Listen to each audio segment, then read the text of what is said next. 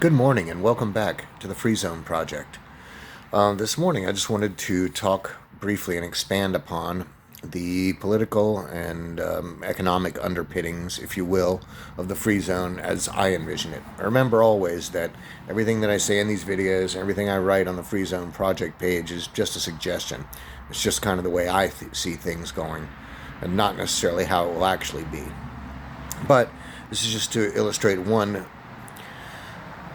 illustrate examples of how it can work, put it that way. So first let's talk about the government and anarchy. It's a scary word for a lot of people. Doesn't mean what you think it does. It just means that the people propose the laws, write the laws, and then enforce the laws. There's no elected or appointed officials. So as an example of how that might work, if the question was, hey, should somebody be allowed to go around and threaten people or harm people physically or put their hands on someone without their consent? My answer to that would be no. My vote would be no. And so there you have, your basic assault law. That was easy. Another question might be, what should constitute a violation against nature? Littering, dumping toxic waste, mining, something like that, even on an informal basis, maybe, yeah. So that would take more discussion. That's a more complex topic, possibly, but my vote would still be all those things are crimes under Free Zone statute. So, and that's basically how it would go. And obviously we could have the basic framework set out before we even ventured to the site and started construction. Now on to socialism, which is another very misunderstood word. And all socialism means is that the people own the means of production.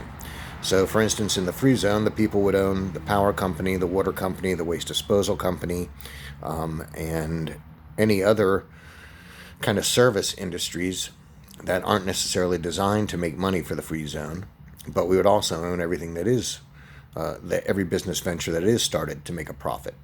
And just as a suggestion, as always, just a suggestion, it's a good idea to maybe think about having our core business be something that people need. And there are really only a very few things that people need. That is clean water, nutritious food, shelter, and power, really. Now, these days, power is pretty much essential, I would say. So that's why I wrote the plan on the Free Zone Project Facebook page to include farming as a primary source of income early on. And it's a good idea to keep that business going, even when other businesses have superseded it in terms of revenue generated.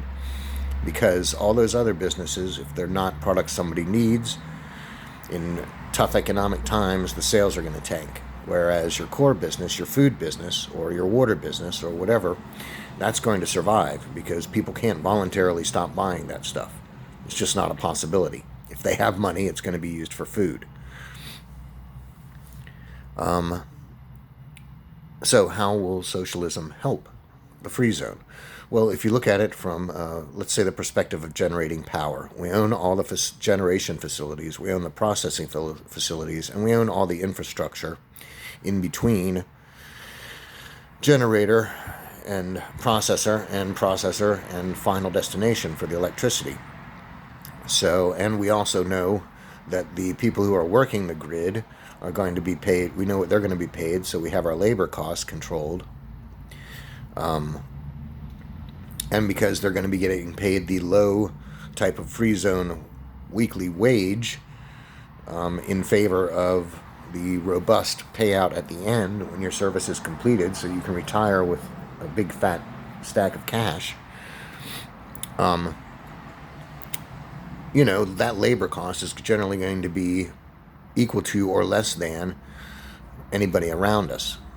So the actual cost of the power will be very cheap, same as the cost of the water, because we're going to own the processing facilities for that, and the pumps that get it from the source to the destination, etc., etc. So all that stuff is going to be under our control, and all of it will be delivered at cost to the community, and so it'll be as cheap as we can possibly make it. When you talk about acquiring food and stuff like that, we can certainly look into, instead of having everybody go out and buy their individual food, we can just place huge orders for food and get it cheap. get it at wholesale prices and in wholesale sale containers. And that would play into another suggestion that I had, which is try to stop using disposable containers, because all the waste we produce, we also have to get rid of somehow. So anything that we can do to cut that out is going to be to our benefit in the end. It's just going to save us, you know, a lot of money in storing and or transporting solid waste that we don't want around. And besides, reducing solid waste has to be a huge priority for humanity in general if we're going to get climate change under control. So you just got to kind of go back, think about going back to using reusable containers, metal containers, glass containers, containers that are made out of materials that can be recycled. And then lastly, talking a little bit about capitalism. You know, socialism has been properly, in my opinion, criticized because it doesn't result in great generation of wealth. And that's true, it doesn't. That's not its purpose. Its purpose, at least as I envision it, is to allow us to provide the basic services to people so that they have that safety net underneath them. And they never have to, you know, be terrified of not being able to work for a couple of days or whatever, getting sick, whatever the case may be. But it doesn't generate profit like capitalism does. And that's why I think capitalism has to be our go-to economic system for building wealth for the citizens of the free zone. And like I said before, or I've said on the page and probably mentioned in at least one other video, come on, Chris, stick with it. Capitalism. Farming is just the beginning. You know, with a basic staple crop, like let's just say potatoes, because they grow well pretty much anywhere. They even grow well in colder climates. They're a root, and they grow underground. But, you know, you can take the potato and sell it to somebody, say for 10 cents a pound. Or you can spend some money in food processing facilities, and, you know, you can start upping the value of your crop. We can plant shipping potatoes, and part of the crop can go to that, where they're thin sliced and fried and sold to people, you know, by the ounce instead of the pound. Several dollars for, you know, 8 or 10 ounces instead of 10 cents a pound. We can make flour out of it. Potato flour is very popular and useful in a number of different recipes. I don't know if anybody's ever had it in bread or donuts. Donuts made with potato flour are freaking spectacular. We can make vodka out of it, but you get the point. Just because we have a basic staple product that's cheap doesn't mean it has to stay cheap. We can do things to add value to that product, to any product. And yet it's still a product that at the end of the day people need. If we have to convert if times get really tough and we have to convert all our potato fields back to producing just bulk potatoes for raw consumption, or for the, you know, the customer to cook, I should say, not raw, then, you know, we'll do that. But in the meantime, we can make more money diversifying and offering different products made from potatoes. And that's just one example. You can take that example and apply it to, well, any number of plants. Not everybody knows that the same plant gives us broccoli and cauliflower and cabbage and Brussels sprouts. Depending on what characteristics are selected for this plant, you're going to end up with one of those 4 vegetables. So obviously it would be an extremely useful plant if we can get it to grow wherever we are. So, but like I said, farming is just the tip of the iceberg. And from there, and because one of the precepts of the free zone, as I envision it, is only a 30-hour work week, because I believe that people should only work as much as they have to get things done. And I believe we can get things done on a 6-hour shift just about as well as we can on an 8-hour shift. There's a huge drop in productivity between 6 hours and 8 hours if you look at hourly wage workers. So I say, why bother? Why even bother paying people? Just give them a 6-hour day and ask that they, you know, work for 6 hours. But anyway, I'm getting off topic. But capitalism will be useful because with our abbreviated work day, I'm hoping and expecting. I know I'm going to be devoting some of that time to trying to come up with new ideas for products, and I'm sure other people will too. And because we have that abbreviated work week, you should have the time and the energy.